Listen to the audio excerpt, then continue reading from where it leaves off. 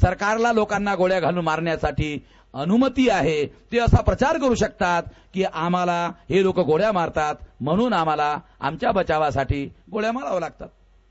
त्यांचं म्हणणं कोर्टवाले मान्य करतात. पण आदिवासींनी जर पोलिसांना गोळ्या मारल्या तर ते देशद्रोह होतो. त्यांना असं म्हणता येत नाही की आम्ही आमच्या बचावासाठी पोलिसांना गोळ्या मारल्या. तेव्हा हातामध्ये शस्त्र धारण करणे हा आदिवासीच्या संरक्षणाचा मार्ग नाही. सरकारजवळ जास्त हत्यारं आहेत, सरकारजवळ जास्त मिलिटरी आहे, सरकारजवळ जास्त पोलीस आहे, सरकारजवळ जास्त पैसा आहे.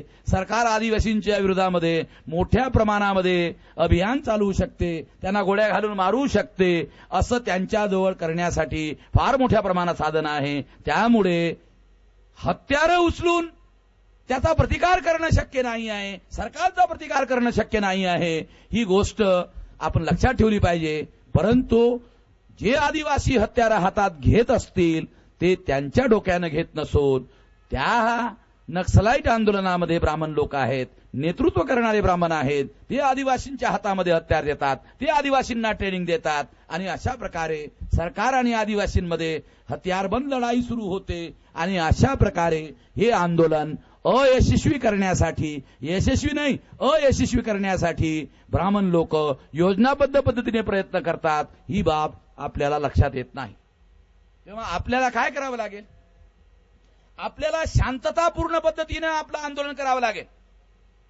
शांततापूर्ण पद्धतीनं लाखो लोक जर आपण एकत्र केले तर आपली संख्या जास्त आहे. आदिवासी एकता करण्याचा अभियान बरेच लोक करत आहेत. आदिवासी एकतेच्या संबंधामध्ये बरेच लोक बोलतात. थोड्या वेळ करता आपण असा विचार करू, ठीक आहे आदिवासींची एकता झाली. किती संख्या आहे आदिवासींची देशामध्ये? 7.5%.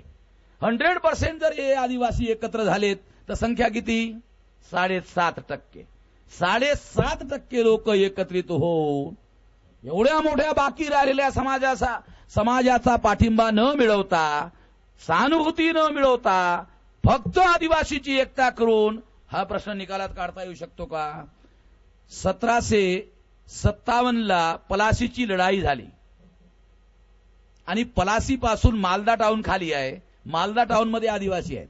तेव्हा इंग्रज जेव्हा मालदा टाउन मध्ये आलेत 1757च्या नंतर 1857, 100 वर्ष.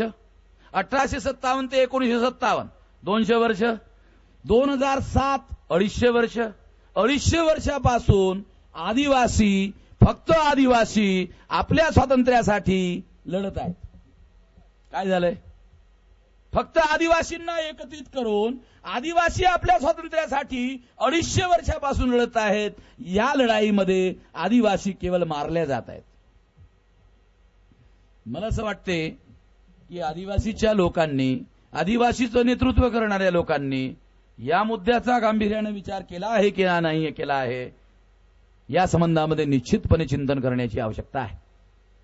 मला असं वाटते आदिवासीच्या लोकांनी फक्त आदिवासींचा मामला उभा करावा, शेड्यूल कास्टच्या लोकांनी शेड्यूल कास्टचा मामला उभा करावा, क्रिमिनल ट्राईबच्या लोकांनी, भटके विमुक्त जातीच्या लोकांनी भटक्यांचा कार्यक्रम चालवावा, अतिमागास लोकांनी अतिमागासलेगाचा कार्यक्रम चालवावा, ओबीसीच्या लोकांनी ओबीसीचा कार्यक्रम चालवावा, मुसलमानांनी मुसलमानांचा कार्यक्रम चालवावा.